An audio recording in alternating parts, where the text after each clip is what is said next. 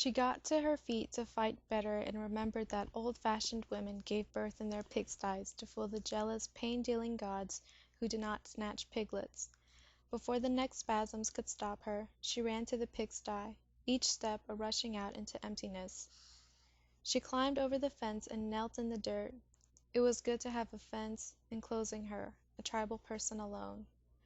Laboring, this woman who had carried her child as a foreign growth that sickened her every day, expelled it at last. She reached down to touch the hot, wet, moving mass, surely smaller than anything human, and could feel that it was human after all. Fingers, toes, nails, nose. She pulled it up onto her belly, and it lay curled there, but in the air, feet precisely tucked one under the other. She opened her loose shirt and buttoned the child inside. After resting, it squirmed and thrashed, and she pushed it up to her breast. It turned its head this way and that until it found her nipple. There, it made little snuffling noises.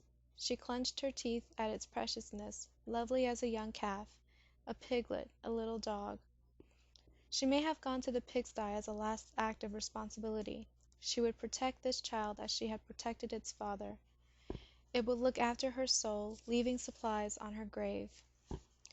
But how would this tiny child without family find her grave when there would be no marker for her anywhere, neither in the earth nor the family hall? No one would give her a family hall name. She had taken the child with her into the wastes. At its birth the two of them had felt the same raw pain of separation, a wound that only the family pressing tight could close.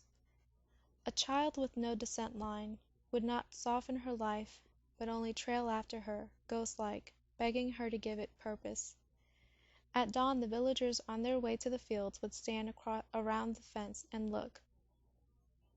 Full of milk, the little ghost slept.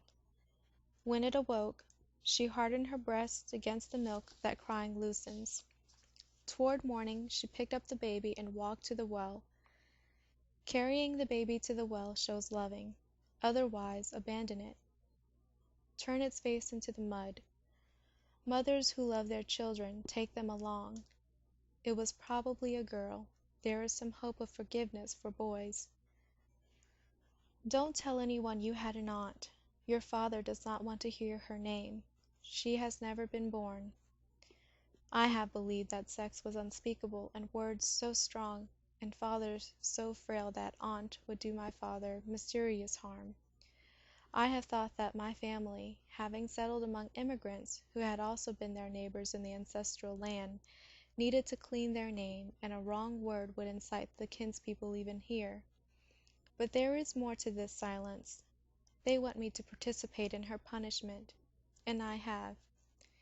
In the 20 years since I heard this story, I have not asked for details, nor said my aunt's name. I do not know it. People who can comfort the dead can also chase after them to hurt them further, a reverse ancestor worship. The real punishment was not the raid swiftly inflicted by the villagers, but the families deliberately forgetting her. Her betrayal so maddened them. They saw to it that she would suffer forever, even after death. Always hungry, always needing, she would have to beg food from other ghosts, snatch and steal it from those whose living descendants give them gifts. She would have to fight the ghosts mass at crossroads for the buns a few thoughtful citizens leave to decoy her away from village and home, so that the ancestral spirits could feast unharassed. At peace, they could act like gods, not ghosts, their descent lines providing them with paper suits and dresses, spirit money, paper houses, paper automobiles, chicken, meat, and rice into eternity, essences delivered up in smoke and flames, steam and incense rising from each rice bowl.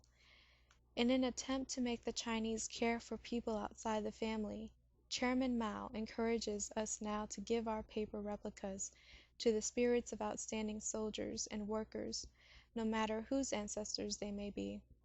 My aunt remains forever hungry. Goods are not distributed evenly among the dead.